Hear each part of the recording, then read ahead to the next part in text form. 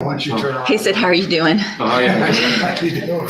Good morning. You're Kevin Ross. Yes, ma'am. And so Mr. Ross has two motion to revoke probations. Cause number 24, DCCR 1198 on probation for the offense of a deadly weapon in a penal institution.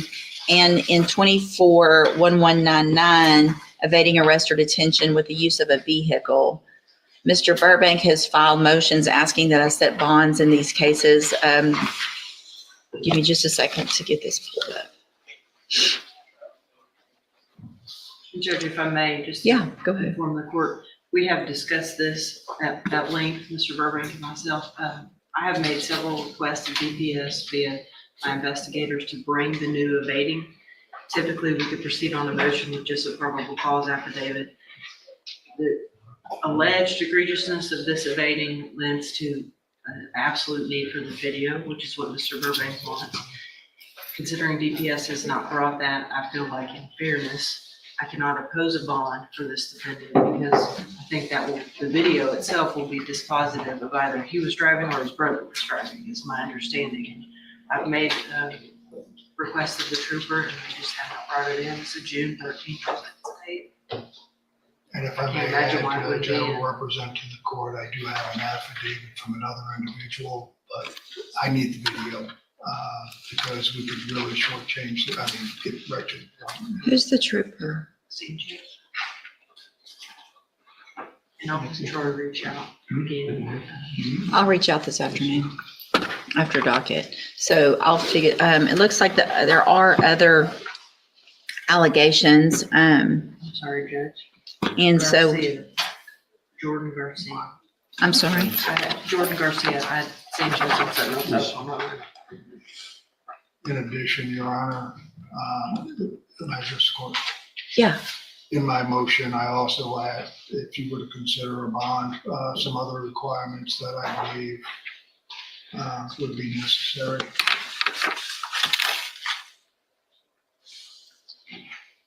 And I've spoken with his probation officer and she understands the situation. So we've got allegations of the evading with a vehicle and just an evading on June 13th. And then possession of marijuana from June 13th as well. And then drug patch, tested positive for cocaine. Out past curfew, June 13th at 1:39 a.m. Okay. I have the PC on that today, Judge, if that would help. I think I might have it right here. Let me take a look at that as well.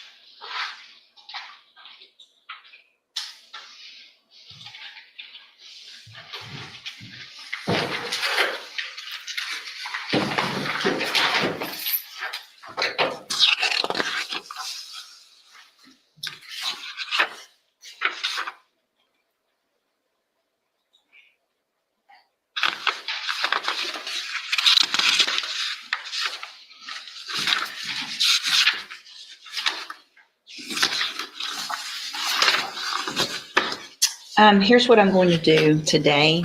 I'm going to hold the motion to set a bond. We're going to, I'll contact DPS as soon as docket is done. This is an excellent example of judicial restraint. Instead of rushing to make a bond decision based only on allegations, the judge recognizes that the missing DPS video could be the most important evidence in the case. Both attorneys acknowledge that the footage may determine who was actually driving during the alleged evading incident, making it critical before any final decision is made. Rather than guessing, the court delays the ruling and personally attempts to obtain the evidence. That's a reminder that courtroom decisions aren't supposed to be based on assumptions, they're supposed to be based on reliable facts. What would you want if you were in this situation? An immediate ruling or waiting until all the evidence is available? To see what it takes to get that video. If we can get it quickly, then everybody can look at that and see where we are. If for some reason we cannot, then I will reevaluate and set bonds at some amount based on the nature of the allegations and all of that. So, but Mr. Faye's reach out as well, Judge. okay, This morning, while you're on the bench. Okay. They can get- if you'll let them, When they know the court is. if Detective Bates will let them know that he's going to call them or I'm going to call them. So maybe they can get that very quickly, and we'll go from there. All right, go back with the bailiff. I'll, at the most, we'll reset it for a couple of weeks. But if we get that, then we'll figure it out as soon as we have an answer today. I'll get with both of you. Okay, go back with the bailiff.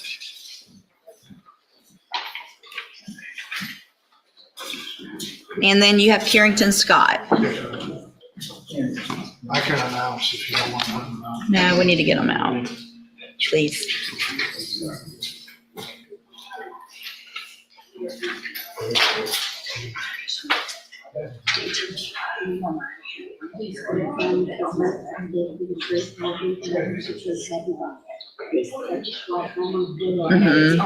Oh, okay.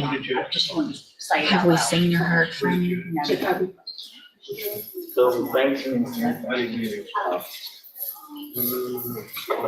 This is Mr. Smith's case on Carrington Scott.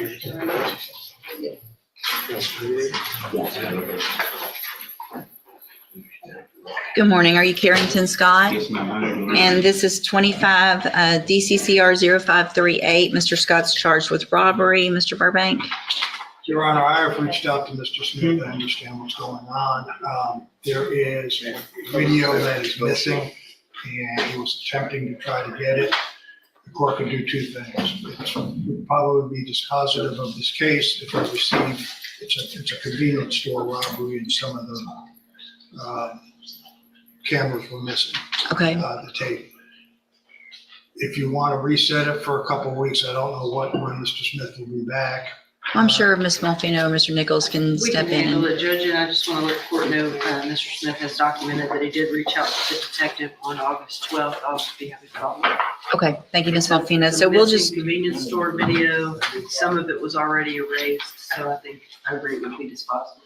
okay. Be dispositive of it. I mean, he's rejected the 15 years from Mr. Rojas, Judge. All right, we'll just do maybe, Now we see a second case facing a remarkably similar issue, once again missing video evidence.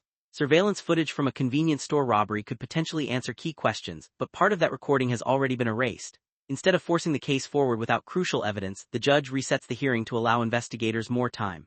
These first two hearings reveal an important pattern. Evidence drives courtroom decisions, not speculation. Whether it's police dashcam footage or surveillance video, missing evidence can dramatically affect both the prosecution and the defense. Do you think courts should delay proceedings whenever critical evidence hasn't been collected yet? about 3 weeks. That'll give Mr. Smith, when he gets back, or Ms. Malfino, sounds like she'll step in and try to take care of getting whatever information they can, so that we'll, if they have it, you can see it. If they don't have it, then we'll figure it out from there as well. I'll do it. All right. Thank you, Ms. Malfino. I think that's all I have. It is. Thank you, Mr. Burbank. Mr. Lewis, you have Derek Ardwan. It's a sentencing.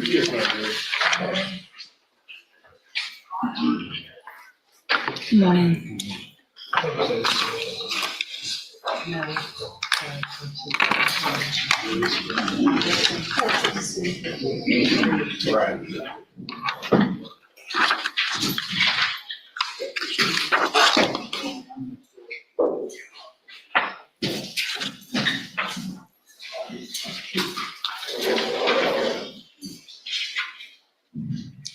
Good morning. Are you Derek Ardwan? And Mr. Ardwan was previously in court in cause number 25 DCCR 0350, entered a plea of guilty to the second-degree felony offense of sexual assault. The agreement was for a cap of 6 years in the institutional division of the Texas Department of Corrections. I have received the pre-sentence report. Has everyone had an opportunity to review that? We have, Judge. Any additions or corrections? None from defense, other than something I'll clear up my argument. Okay, I have nothing, Judge. go ahead. Well, Judge, if you read the PSI, it's several times Mr. Ardwan does take responsibility for what happened, for his actions. I know there was some talk from the PSI rival that seems like he was minimizing or still deflecting some of his responsibility in what happened. I did speak to Mr. Ardwan about that. He said that toward the end of their interview, he understood more what the PSI was saying because there was 2 people from probation there at the time. Yes, sir. And so as the second person started to intervene, he understood. And so he totally takes responsibility for what happens. He understands the situation. He shouldn't have been in, him or the complainant, during that situation. He was going through a situation with his girlfriend. It wasn't his wife. It's not his actual stepdaughter. His girlfriend, and started getting more attention from the stepdaughter than he should have, and he went along with it. Shouldn't have, but he did. It wasn't a situation where someone was underage or anything like that. She was definitely at the same age. Being in a relationship with him, they started hanging out a lot more, almost in a dating scenario, if you will. And then it escalated to the point where they worked together that evening. Nothing of force, anything was happening.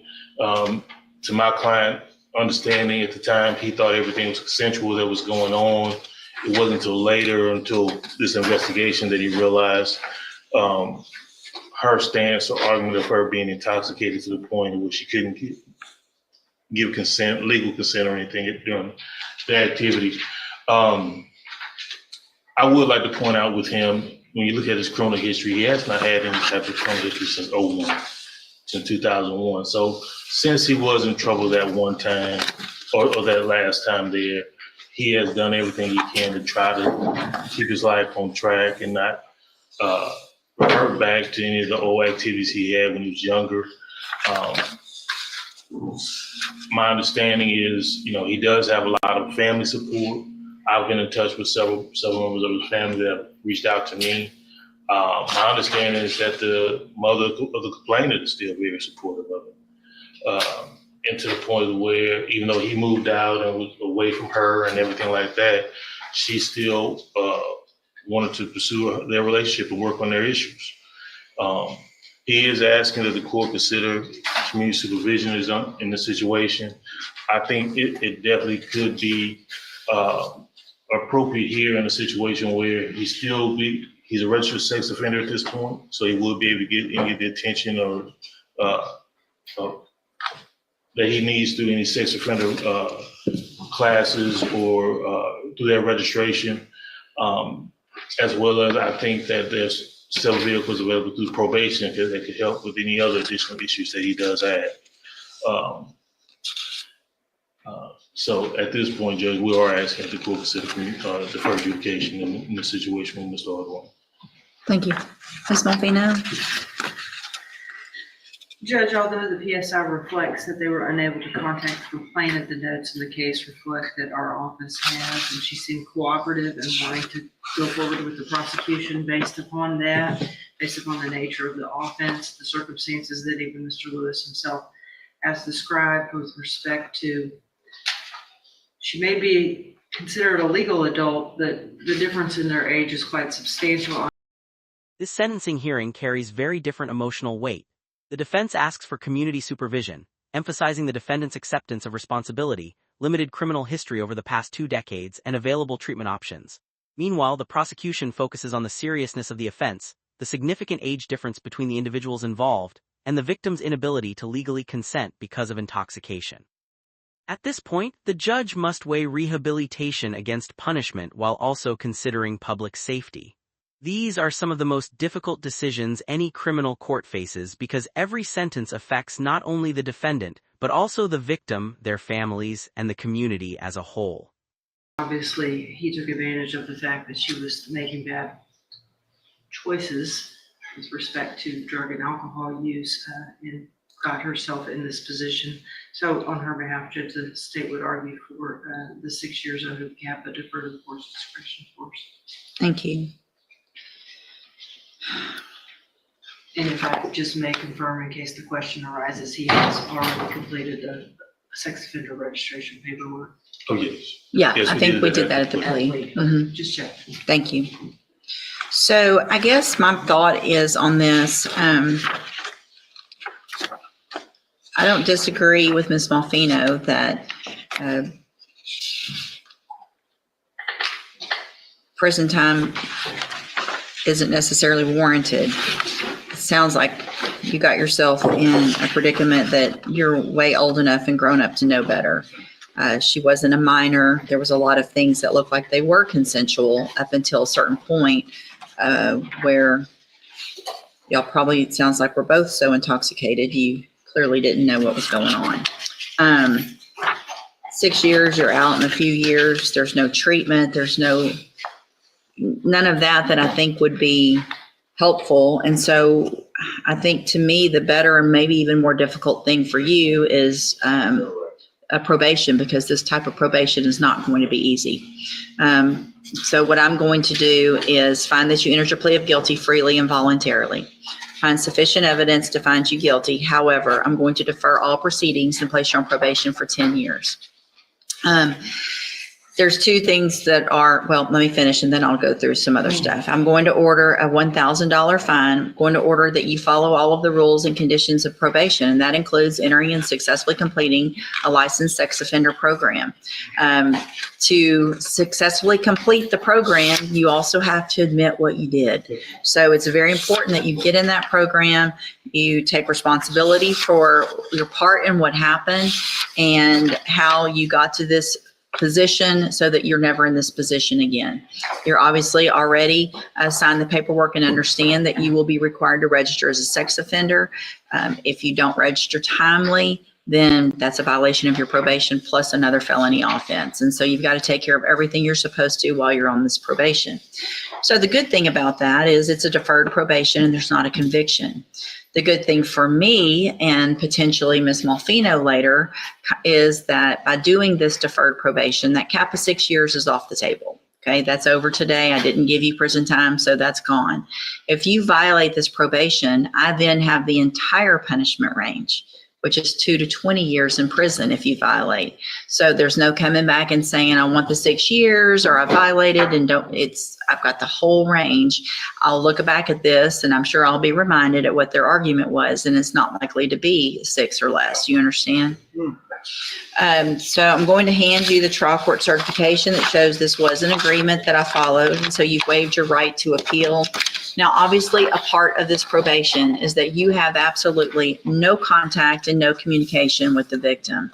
And so if there's some relationship that you're still having with her mother, it cannot be at a place where she is. You cannot go to wherever she's working. If you go into a restaurant and then she comes in after you, you're the one who has to leave. It's up to you to remain away and not have any contact or communication. You understand? Yes, sir.